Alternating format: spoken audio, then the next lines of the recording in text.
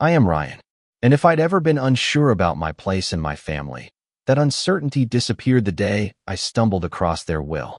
It wasn't like they sat me down for some heartfelt talk or anything. Nope.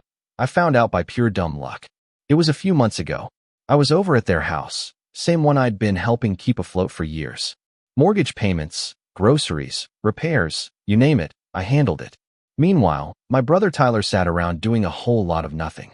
And when I say nothing, I mean absolutely zero effort. No work, no pitching in. Just him lying back waiting for life to spoon-feed him. And my folks? They were more than willing to keep shoveling it his way. That day, Dad had me helping with some paperwork. They're hopeless when it comes to that kind of stuff. He handed me a pile of documents to scan. I didn't think twice about it until I spotted a folder in the stack. Estate plan and last will and testament. Normally, I'm not the type to poke around. But after everything I'd done for them, I figured it wasn't crazy to want to know how they had things lined up. So yeah, I peeked. And that's when it hit me like a punch to the gut. Everything, their home, savings, every last asset, was earmarked for Tyler. My name barely made a cameo, tucked away in some generic, "We love both our sons" sentence. Sure, love. That's why the lazy one got the whole pie, and the one holding the fort didn't even rate a crumb. That day Dad asked me helping with some paperwork. They're hopeless when it comes to that kind of stuff. He handed me a pile of documents to scan. I didn't think twice about it until I spotted a folder in the stack. Estate plan and last will and testament. Normally, I'm not the type to poke around. But after everything I'd done for them, I figured it wasn't crazy to want to know how they had things lined up. So I peeked. And that's when it hit me like a punch to the gut. Everything, their home, savings, every last asset, was earmarked for Tyler. My name barely made a cameo, tucked away in some generic, "We love both our sons" sentence. Sure, love. That's why the lazy one got the whole pie, and the one holding the fort didn't even rate a crumb. I just sat there, stunned. All the time I spent making sure they didn't lose the house, making sure the fridge was full, handling the stuff they couldn't.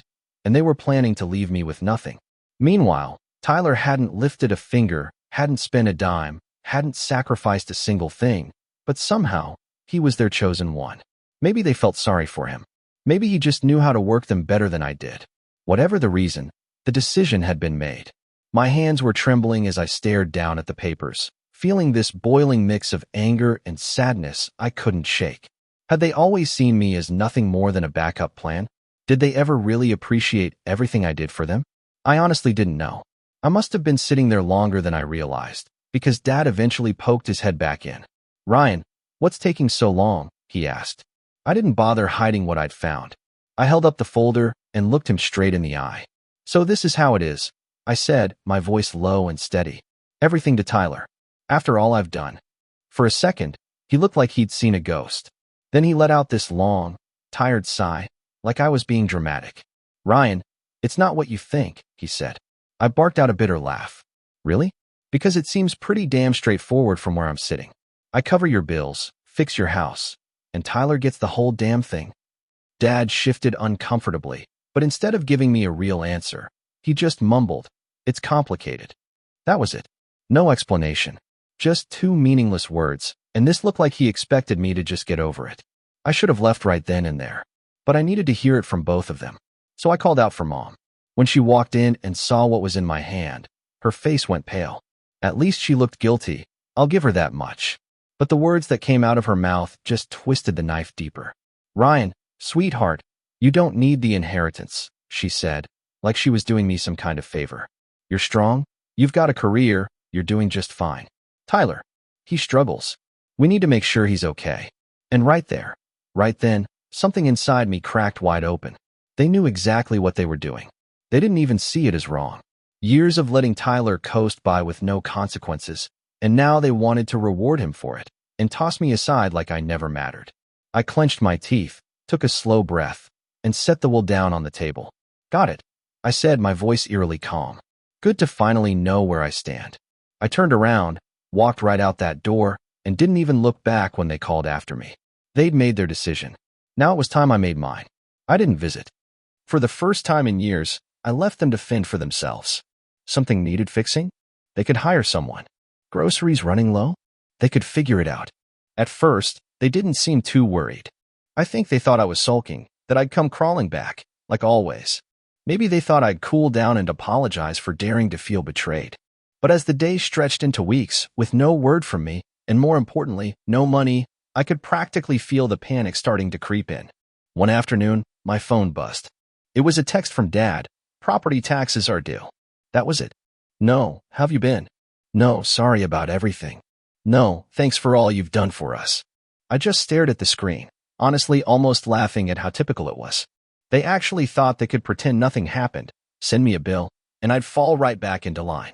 That I'd keep being their financial crutch, even after they made it crystal clear I was disposable. I tapped out a reply, short and sweet. I'm sure Tyler can handle it. It's his house now, after all. And I hit send. Took about 5 minutes before Mom was calling. I didn't even bother answering. Then another text popped up. Mom, Ryan, please don't do this. We need to talk. Oh, now they wanted to talk. Funny how urgent everything gets when the bills start stacking up and reality finally smacks you in the face. I waited a full hour before texting back.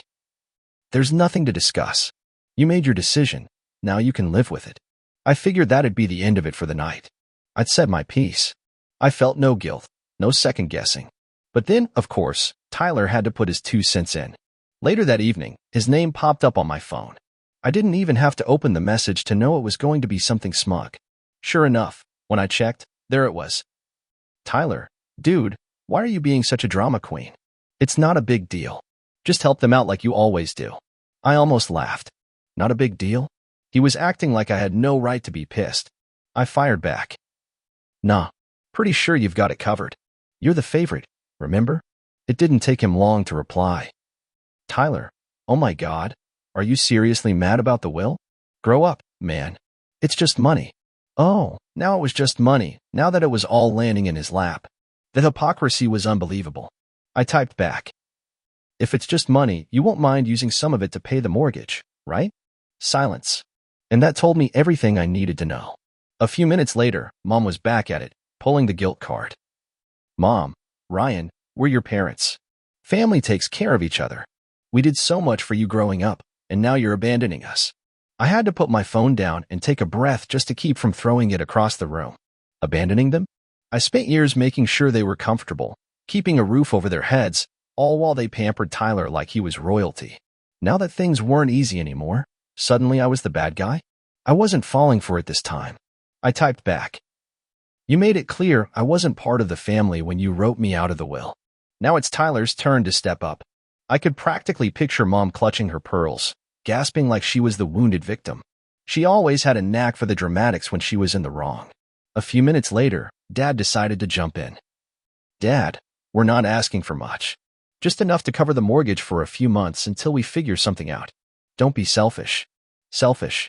The word alone made my blood boil.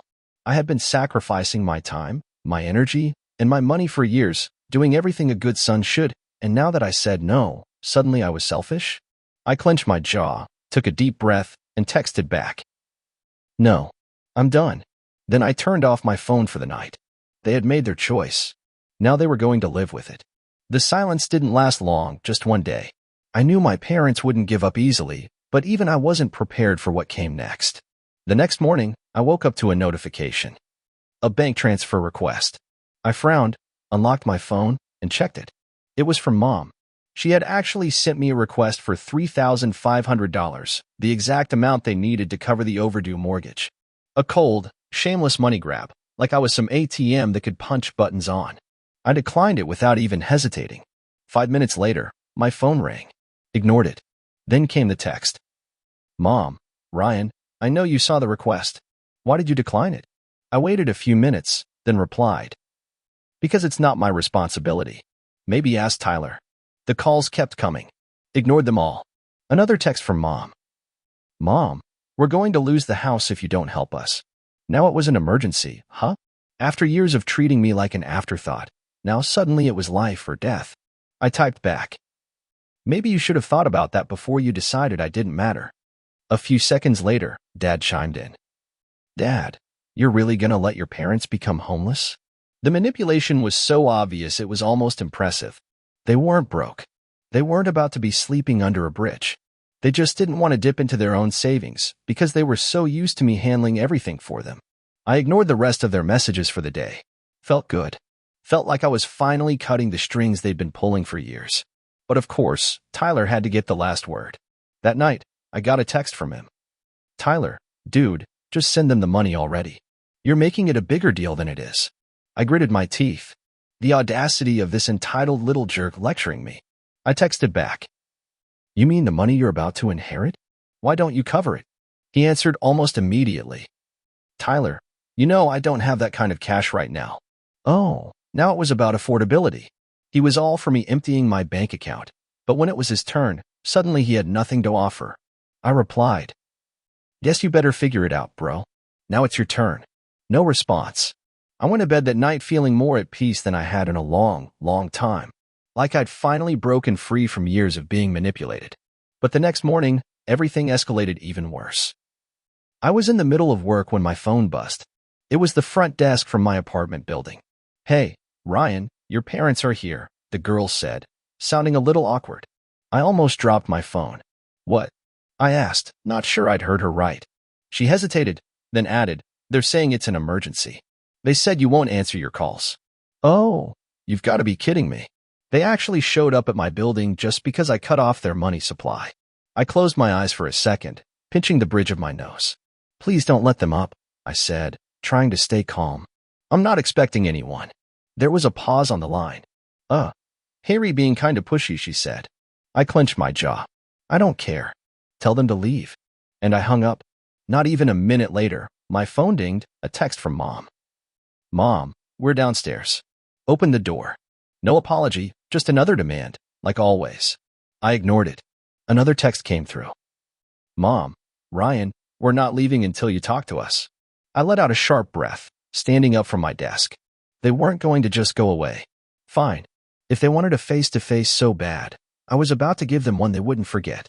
I grabbed my keys and stormed downstairs, every step fueling the anger boiling inside me. I wasn't nervous. I was furious. The nerve it took for them to show up at my place, uninvited, like they could just barge back into my life and order me around. Not a sorry. Nothing but pure entitlement. When I yanked the front door open, there they were. Mom, Dad, and of course, Tyler. Standing in a neat little line like they were staging some kind of intervention. Mom stood there with her arms crossed, wearing her classic, disappointed mother face. Dad had his hands shoved into his pockets, stiff and clearly annoyed that he had to be there in person. And Tyler, that lazy bastard, looked bored out of his mind, like the whole thing was just an inconvenience he couldn't wait to get through. The second Mom spotted me, she went full drama mode. "Ryan, finally. We need to talk," she said, reaching out like I was supposed to fall into her arms or something. I leaned casually against the doorframe, arms crossed. "No," I said calmly. "You need to leave." She blinked at me like she couldn't process the words. "Excuse me." "You heard me," I said, steady and firm. "You don't just show up at my apartment demanding money. That's crazy." Dad let out a sharp scoff. "You're really gonna let us lose the house over a petty grudge?" He snapped. I laughed, cold and humorless. "A petty grudge? Oh, you mean the one where you thought I was good enough to pay your bills but not good enough to be in your will? That grudge." Mom gasped, pressing her hand to her chest like I'd just slapped her. "Ryan, that's not fair. We did what we thought was best for the family." I tilted my head slightly. "You mean what was best for Tyler? Just say it." Silence. Heavy, ugly silence. Tyler, who had been playing mute this whole time, finally piped up. "Look, man, I didn't ask for any of this," he muttered. I turned to him, finally letting it all out. "No, you just sat back and took whatever you were handed. You're 28, Tyler. Get a damn job." His face went red. "Dude, what the hell?" he snapped. I stepped closer. "You heard me. You want the house? Start acting like you own it. Because I'm done being your personal ATM." Tyler suddenly found the sidewalk real interesting and wouldn't meet my eyes. Mom took a breath, trying to recenter her guilt trip. "Ryan, he's your brother." She started. "Yeah," I said, nodding. "And I've supported him longer than either of you ever did." Dad's face twisted in anger. "You're being selfish," he barked. I let out a genuine laugh. "That's rich coming from you too," I said, gesturing between them. "You made your choice. You gave Tyler everything and left me with nothing. Now you're mad because I won't swoop in and fix the mess you made? Not my problem." Mom's voice sharpened. We thought you'd be mature about this. I raised an eyebrow. Mature? You mean roll over, pretend I wasn't stabbed in the back, and keep paying your bills? That's what you call maturity. Dad tried to loom over me the way he used to when I was a kid. Ryan, we raised you. We fed you, clothed you, gave you everything. The least you can do is help us now. I stared him down, dead in the eye. I already did for years. And you repaid me by cutting me out like I was nothing. Mom's lower lip trembled. We thought you'd understand, she said. I shook my head slowly. Oh, I understand just fine. I understand that to you. I was never really family. I was just a paycheck. The silence that followed was suffocating. None of them had a word to say.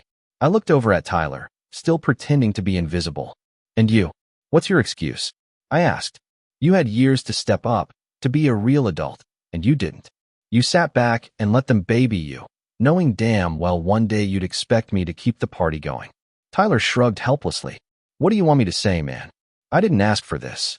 I nodded slowly. Yeah, you didn't ask. You just took. He opened his mouth like he was going to argue, but nothing came out. Mom tried one last time, voice trembling. Ryan, we're family. Family takes care of each other. I stared her down for a long moment before replying. Exactly. So why didn't you take care of me? She froze. No excuses. Just heavy silence. I let out a slow, deep breath, feeling lighter than I had in years. We're done here, I said. And I turned around, walked back inside, and shut the door behind me. Before I even made it back to my couch, my phone buzzed again, a text from Dad. Dad, wow. After everything we did for you, you're really abandoning us. I smirked and typed back. No, you abandoned me. I'm just finally accepting it. I hit send. Then I blocked their numbers. I thought that was the end of it. But man, was I wrong. Things went downhill fast. It didn't even take a full day. I started seeing stuff pop up on Facebook. Now, my parents were never exactly tech wizards, but when they wanted to throw a pity party, they knew how to work a keyboard. At first, I thought it was the usual melodrama. Air out dirty laundry, cry about family betrayal, their typical move. But the more I scrolled, the clearer it got. This wasn't just about me refusing to pay bills anymore. They were making it personal. Mom had posted something about how she didn't raise her son to be so selfish, and how true family always helps each other no matter what. It was a direct hit, and everyone who knew us would know exactly who she meant. It didn't take long before Mom's Facebook posts started gaining attention. A few of her friends chimed in, posting comments about how I was such a disappointment, how I'd lost sight of what really mattered. Pretty soon, Dad decided to jump in too. He made his own post, whining about how real family doesn't turn their back when times get tough. He went on about how they gave everything to their children, and now were being repaid with betrayal. To top it off, he tagged me right there at the bottom of the post with a passive-aggressive line, "Hope you're happy." But the one that really pushed me over the edge? Tyler, of course. I should have seen it coming. He jumped on the pity parade and shared some long-winded post filled with lies. Some people think family's all about money, he wrote. They don't understand it's about love, sacrifice.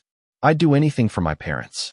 Some people are just too selfish to realize that real love means helping those who raised you. And then he threw in a thinly veiled shot at me. I wish certain people could learn what family really means. I love my parents, and I'm grateful for everything they've done. That was it. I just sat there, staring at my phone, my stomach twisted in knots. How the hell had it come to this? They had completely flipped the narrative, turning me into the villain, the selfish son who turned his back on the poor, innocent parents who gave him everything. It was unbelievable. I had been the one who worked my ass off. I was the one who helped them every chance I got. And now I was the bad guy? I didn't want to react right away. I knew better than to fire off a reply in anger. So I stepped back, gave myself a few hours to cool down. But the more I sat with it, the more I realized. I couldn't just let them smear me and stay silent. If they were going to drag my name through the mud, then I was going to set the damn record straight. So I grabbed my phone, logged onto my own Facebook, the one I kept mostly for close friends and people who actually mattered, and I started typing. I wasn't looking to get into some petty online fight. I just wanted the truth out there. Clear, honest, and real. Here's what I wrote. I know I've been quiet lately, but after seeing some things posted about me, I can't stay silent anymore. Some of you may have seen posts painting me as selfish, as someone who's abandoned my family. I'm here to tell my side. Since the day I got my first job, I've been supporting my family, paying bills, covering groceries, helping wherever I could. I never complained. I did it because I loved them. But over time, I realized something. Love wasn't being returned the same way. While I worked and sacrificed, my parents continued to favor my brother Tyler, giving him the attention, the help, the resources. They left everything to him in their will: the house, the money, the future. Meanwhile, I was the one expected to keep giving without ever being treated like I mattered. Some might say, that's just family, but real family goes both ways. Real family doesn't treat one child like a wallet and another like royalty. When I found out the truth about the will, it became painfully clear. I was just the fallback plan, not someone they actually wanted to share their future with. I've paid for vacations, covered bills, even helped with house taxes, all because I cared. And how is that loyalty repaid? By being cut out when it suited them. I'm not just a source of money. I'm a human being who deserves respect and love, not just when it's convenient. As for Tyler, he's 28 years old. He's never held down a real job, never taken on any responsibility. My parents enabled him his whole life, and now they expect me to do the same. Not happening. It's time for him to stand on his own 2 feet. To everyone reading this, family isn't about blind loyalty. It's about respect and mutual care. I've given more than enough for one lifetime, and I won't apologize for finally choosing myself. This isn't me abandoning my family. This is me choosing to stop being used. To my parents, I wish you well, but I'm done being your backup plan. It's time for me to live my life, for me. I hit post, and almost immediately, it felt like 1,000 pounds had been lifted off my chest. For the first time ever, I wasn't hiding the truth. I wasn't pretending everything was okay while getting used and tossed aside. The support came flooding in. Cousins I hadn't spoken to in years. Friends of the family who had always suspected something was off. Even some distant relatives sent private messages, saying they were sorry for what I'd gone through. It felt freeing. No more guilt trips. No more manipulation. Just the truth, plain and simple. But of course, the backlash came too. Tyler fired off a nasty message. Tyler, you're a traitor. You really had to air all our family business? You have no respect. Dad called, screaming into the phone, practically frothing at the mouth. You ruined everything, Ryan. You'll regret this. You'll regret cutting us off. I didn't regret it even a little bit. I blocked them all. Tyler, Dad, Mom. Gone. For the first time in my life, I felt free. Really, truly free. As the days passed, the heaviness I'd carried for years finally started to lift. I wasn't the family scapegoat anymore. I wasn't the one stuck fixing their mistakes, covering their debts, or getting emotionally blackmailed into sacrificing my happiness. Now, I had the chance to build a life where I was valued, not just for what I could give, but for who I actually was. And from here on out, I'm surrounding myself with people who see my worth, not just my wallet. I'm moving forward, for good. And I'm not looking back.